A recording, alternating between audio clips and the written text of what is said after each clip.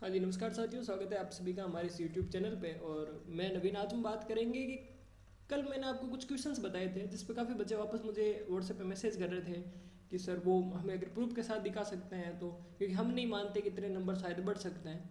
तो मैंने कहा ठीक है, चलो कोई बात नहीं, मेरे पास प्रूफ पड़े थे सारे, तो मैंने कहा आपको एक बार सारे प्रूफ बता देता हूँ। अब इसमें काफ़ी बच्चों के ये भी मैसेज आ रहे थे कि सर जिन्होंने क्या ऑब्जेक्शन लगाया, क्या उन्हीं के नंबर बढ़ेंगे, बाकी के नहीं बढ़ेंगे। तो ये भी बात गलत है। अगर जो ऑब्जेक्शन किसी एक भी बंदे ने लगाया है, अगर उसका जो ऑब्जेक्शन सही होता है, तो जितने भी बच्चों ने फॉर्म भरा अगर उन्होंने भी वही आंसर लिखा है तो वो सबके सही माना जाएगा। ठीक है, तो ये होता है सबसे अच्छा नियम।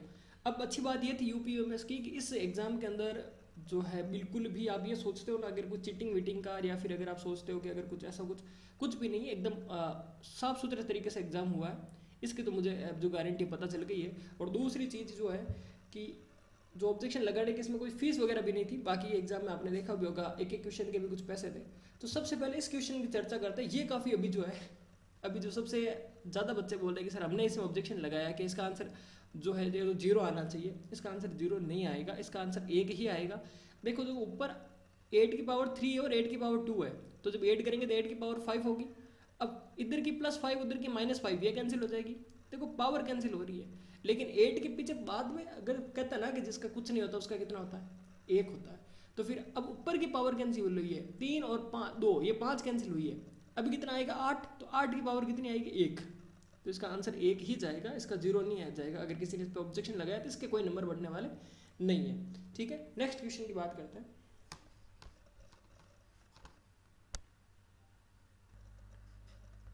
नेक्स्ट क्वेश्चन ये है कि the nurse is caring for a client who had a chest tube inserted and attached to a portable water seal drainage 2 days ago। इसका मैं भी आपको पूरा बताऊंगा रैशनल कहाँ से मैंने लिया था।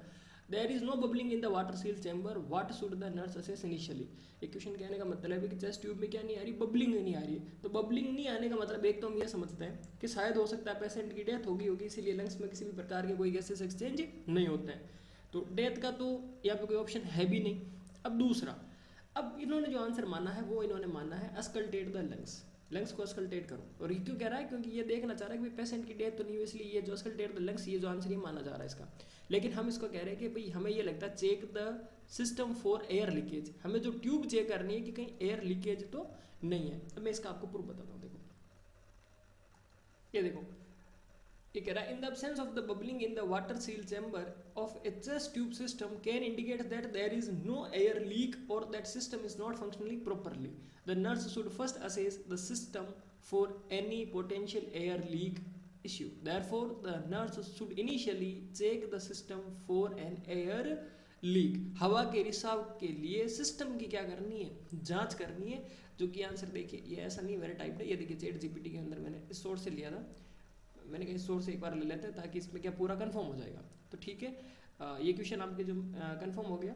नेक्स्ट क्वेश्चन की बात करते हैं। जरा इस क्वेश्चन को देखिए, ये जो फ्लोरेंस नाइटिंगेल का क्वेश्चन पूछा गया था, is most noted for which of the following contribution to the nursing research. Nursing research के अंदर इन्होंने किस विषय में कंट्रीब्यूशन दिया था। अब देखो, डाटा कलेक्शन और एनालिसिस, क्या ये आपको लगता है कि भाई ये कंट्रीब्यूशन हो सकता है? डाटा कलेक्ट करना, किसी भी जैसे प्रॉब्लम के लिए डाटा कलेक्ट करना, फिर उसको एनालिसिस करना, ये कोई ज़्यादा कंट्रीब्यूशन हो सकता है? अगर मैं मानूं कि इन्होंने फ्रेमवर्क एंड मॉडल डेवलपमेंट दिया, यानी रूपरेखा और मॉडल का विकास, अगर ये इन्होंने दिया, तो आपको नहीं लगता कि ये कुछ और ज़्यादा परफेक्ट हो सकता है? अब मैं इसका भी आपको जो है रेशनल के साथ इसका आंसर बताता हूँ। ठीक है, देखिए जरा, ये देखो, Florence Nightingale is most noted for her contribution to nursing research in the area of framework and model development. Therefore the correct answer is the framework and the model development. तो रूपरेखा तैयार करना और जो है मॉडल का development करना, उसके लिए फ्लोरेंस नाइटिंगेल का सबसे अच्छा कंट्रीब्यूशन था। अभी डाटा एनालिसिस और ये कोई, यार आप भी सोचो, आप भी सोचो, इसमें कोई कंट्रीब्यूशन हो सकता है क्या किसी चीज़ का? ठीक है, तो मुझे लगता है इसके भी +3 नंबर आपको, अगर आपके सही हो रहे हैं तो आप +3 नंबर इसके भी कर सकते हो। ठीक है, नेक्स्ट क्वेश्चन देखो। अब वो प्ले वाला क्वेश्चन था जो मैं कल आपको बता रहा था, जिसका आंसर मैंने कहा था इंट्रोडक्शन जाएगा, है ना। इमोशनल डेवलपमेंट वाला क्वेश्चन था, उसका मैंने कहा था देखो, a widely reference book that discusses the emotional and the physiological psychological development of a children including the concept like introduction. Introduction is the emotional life of the toddler. बिल्कुल बात clear हुई। By LECF ये जो है book का नाम है, जिस ऑथर का नाम है जिसने बुक लिखी थी। The book delves into the various aspects of the early childhood emotional development and would provide a credible reference। ये जो रेफरेंस जो था इस बुक के अंदर है, इसीलिए मैं इस +3 नंबर बता रहा हूँ। मैं ऐसे फर्जी में नहीं कह रहा कि +3 कर लो और 4 कर लो, नहीं, जिस बुक के अंदर था उसका रेफरेंस आपके सामने है और यही रेफरेंस हमने वहाँ पे दिया था। Another good resource is the Child Development by Luthra E. Berg, which covers a comprehensive range of development stage and processes, including the role of play in emotional development। तो जो दूसरी बुक ये है और पहली बुक वो थी, तो दोनों बुक का जो रेफरेंस दे करके इसका आंसर जो है इंट्रोडक्शन ही है, ये हमने यहाँ पे माना है। तो +3 नंबर आपको इंट्रोडक्शन के यहाँ पे करना है। नेक्स्ट क्वेश्चन जो मैं आपको कह रहा था कल, मैंने कहा कुशिंग वो बताया था ना, मैंने कहा कोलेस्ट्रॉल का लेवल जो है हाइपर में हाइपो में, उसका भी रेशनल आप यहाँ से देख लीजिए। Hypothyroidism is a condition where the thyroid gland does not produce enough thyroid hormone, this lead to a slowing down of the body metabolism. One of the effect of hypothyroidism is an increase in the serum cholesterol level. आगे answer क्या कर रहा है, serum cholesterol level कौन बढ़ा रहा है, hypothyroidism के अंदर क्या बढ़ रहा है, सीरम कोलेस्ट्रॉल लेवल बढ़ रहा है, जबकि उन्होंने क्या माना था, हाइपरथायरॉइड। इसीलिए मैंने कहा था जिस बच्चे ने इसका आंसर हाइपरथायरॉइड किया है वो अपने डेफिनेटली 3 नंबर और इंक्रीज समझ सकते हैं। The mechanism involves decrease clearance of a cholesterol from the blood due to reduce metabolic activity and lower level of thyroid hormone. Therefore in case of a hypothyroidism serum cholesterol level will be elevated. आता ही समझ में कि जो hypothyroidism का case होगा उसके अंदर जो सीरम कोलेस्ट्रॉल का लेवल है वो क्या देखने को मिलेगा, एलिवेटेड देखने को मिलेगा। इसीलिए मैंने और वापस आपको बोला +3 इसके भी आपको करना है। अरे भाई समझ में आ रहा है, मिल रहा है प्रूफ, आपको रेफरेंस मिल रहा है। नेक्स्ट क्वेश्चन का रेफरेंस भी देखो, अब जरा एक बार इसके भी रेफरेंस देख लीजिए।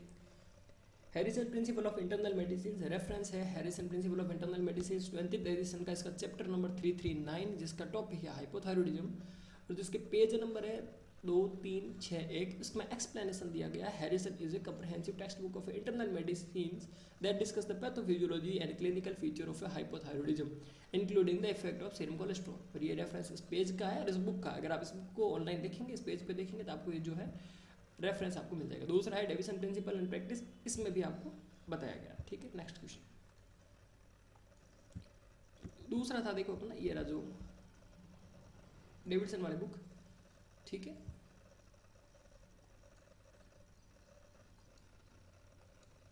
ये रहा दूसरा Davidson principle and practice of medicine. Reference इसका है Davidson principle and practice of medicine 23rd edition की बुक है, जिसमें चैप्टर नंबर 7 है एंडोक्राइन सिस्टम, जिसमें पेज नंबर 312 है, जिसका एक्सप्लेनेशन है Davidson is another authoritative text book that covers hypothyroidism, जिसके अंदर भी बताया गया है सीरम कोलेस्ट्रॉल लेवल के अनुसार। ठीक है, तो यहाँ से आप इसको भी रेफर कर सकते हैं। नेक्स्ट क्वेश्चन में बात कर रहा था वो ये है मैथमेटिक्स का, जो मैंने कहा था रीजनिंग का भी है। Which options gives the two signs that need to be interchanged to make the given equation correct? जिसमें था 24 - 8 भाग 5 + 5 × 3 = 13। तो जो इसका जो आंसर था वो यही, जो इसमें जो बात कर रहे हैं, तो जो डी नंबर ऑप्शन है वो देखो जरा एक बार गौर से इसको। इसमें एक तो चिन्ह है जो डिवाइड का है एंड दूसरी की जगह क्वेश्चन मार्क आ गया है। तो अब हमें जो ऑप्शन सेलेक्ट करने थे वैसे कैसे करते हैं, और इसका करेक्ट आंसर भी ये डी जाएगा क्योंकि बाकी वाले से 13 आंसर नहीं आता है। तो अब इसका जो आंसर था वो आएगा अपना नेगेटिव साइन। यहाँ पे जो डी ऑप्शन है उसमें यहाँ पे कौन सा आएगा, नेगेटिव साइन आएगा। तो क्या होगा, जैसे कि देखो इसमें divide and positive, multiply and divide, multiply and positive, तो यहाँ पे आएगा डिवाइड एंड नेगेटिव, तो यहाँ पे नेगेटिव का साइन आता, तो इसका जो आंसर बनता कितना 13। ठीक है, यहाँ पे जो है नेगेटिव का साइन आता, क्योंकि ये पूछ रहा है इंटरचेंज का मतलब समझ में आ रहा है। जैसे कि जिस जगह पे डिवाइड का चिन्ह है, जैसे मान लीजिए 8 और 5 के बीच में किसका है, डिवाइड का चिन्ह है, तो इस डिवाइड के चिन्ह के जगह पे क्या आता, इस डिवाइड के चिन्ह के जगह पे क्या आता, पता चला तुम्हें, नेगेटिव साइन आता। जैसे मैं बताता हूँ तुम्हें कैसे, देखो जरा इसको कैसे करना था क्वेश्चन को। ये रहा देखो 24 - 8 भाग 5 + 5 × 3 = 13। अब आपको साइन इंटरचेंज करने थे, जैसे मैंने यहाँ पे करे। अब क्वेश्चन के हिसाब से क्या करना था, आपको डिवीजन की जगह पे माइनस करना था और माइनस की जगह पे डिवीजन। इंटरचेंज का मतलब यही होता है कि इस जगह पे ये चेंज करो, लेकिन अब आपको क्वेश्चन क्या कर रहा था, डिवीजन दे रखा था, माइनस का आपको नहीं दिया उसने, माइनस की जगह उसने क्वेश्चन मार्क लिख दिया। लेकिन अब देखो मैं आपको बताता हूँ, अगर ये चॉइस माइनस है ना, माइनस की जगह अगर हम डिवीजन करें और डिवीजन की जगह अगर हम माइनस करें और फिर इन वैल्यू को पुट करें, तो जब इनका मेल करेंगे तो 13 आएगा, इसका भी 13 आएगा, तो 13 = 13। तो इस जो क्वेश्चन है यहाँ पे मैंने कहा था टाइपिंग मिस्टेक है, ये डिवीजन की जगह यहाँ क्या आएगा, नेगेटिव, और नेगेटिव आता तो आंसर भी 13 आता और 13 और 13 मिलते बराबर हो जाता। ठीक है, तो ये जो है यहाँ पे गलती हुई है इसमें। ठीक है, तो इसके भी जो 3 नंबर है वो आपको क्या मिलेंगे, बोनस में। नेक्स्ट क्वेश्चन अगर हम बात करें वो है मेनिया का। चलो मेनिया की भी बात कर लेते हैं। ये देखो मेनिया का क्वेश्चन और इसका रेफरेंस, ए रिलायबल अब जो मेनिया की ड्रग ऑफ चॉइस नहीं थी, कल मैंने ड्रग ऑफ चॉइस बोला, फर्स्ट लाइन ड्रग पूछी गई थी क्वेश्चन में। तो the reliable reference for the first line treatment of mania with lithium, not lithium valproate, lithium, can be found in the guideline provided by the authoritative sources such as the American Psychiatric Association APA. Their guidelines on bipolar disorder treatment of recommended lithium as a first line treatment for acute mania. You can find more detailed information on the APA जो practice guideline है, इसके बारे में अगर आपको यहाँ नहीं जाना, आपको सीधा सा रेफरेंस देखना है, ठीक है, ठीक है। और जो दूसरा मैंने इसमें रेफरेंस दिया वो कौन सा है वो भी आपको बता देता हूँ मैं आपको।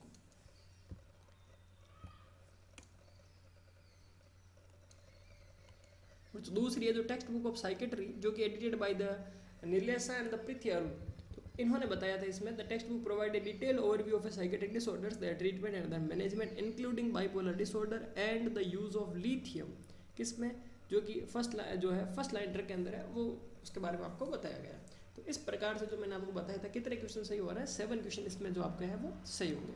तो सीधी सी बात है 7 क्वेश्चन आपका भी इसमें सही होंगे। अब दूसरी सबसे बड़ी चीज़ जो मैं आपके साथ में शेयर करना चाह रहा हूँ, अगर आपको इतनी जल्दी है, मुझे पता है काफ़ी सारे बच्चों को मैसेज भी आ रहे थे कि रिजल्ट अगर वेट करें, तो भाई अपने को देखो, अपन खुद चाहे ना, जैसे आप अगर वीडियो देखते हो तो आप कितने देखते हो, लगभग 1000, 1200, 1500 इतने वीडियो देखोगे।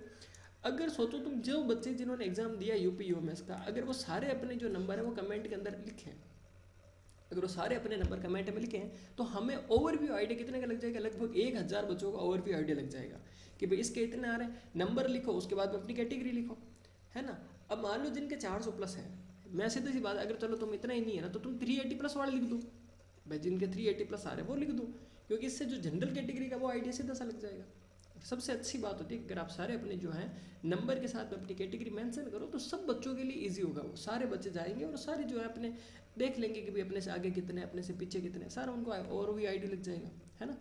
तो अपन खुद अगर चाहे तो जो है रिजल्ट को जनरेट कर सकते हैं, इसमें कोई बड़ी बात नहीं। लेकिन अब आप तो करते क्या होगी, वीडियो देखा, जिनके 400 प्लस है वही देख के चला गया, जिनके 300 से वो भी देख के चला गया, और कुछ बेचारे जो पूछते हैं कि सर इतने से जाएगा क्या, तो तुम अगर इतने जो देखते हो वो सारे अपने जो नंबर अगर मेंशन करते हो, तो नो डाउट जल्दी ही ओवरव्यू बड़ा आइडिया लग सकता है हमें, है ना। और जो मोटा मोटा मैंने आपको बता दिया, तो जैसे रिजल्ट आएगा बाद में बात कर लेंगे भी कितने क्या कट ऑफ जाएगी इसकी, और जो है रिजल्ट आने के बाद में किन किन को जो है अपॉर्चुनिटी मिलेगी। और सबसे बड़ी मैं आपको एक बात बता देता हूँ, जो सबसे लिए आपके लिए सबसे अच्छी होगी, चलो अभी बता दें, अगले वीडियो में बताऊँ मैं आपको।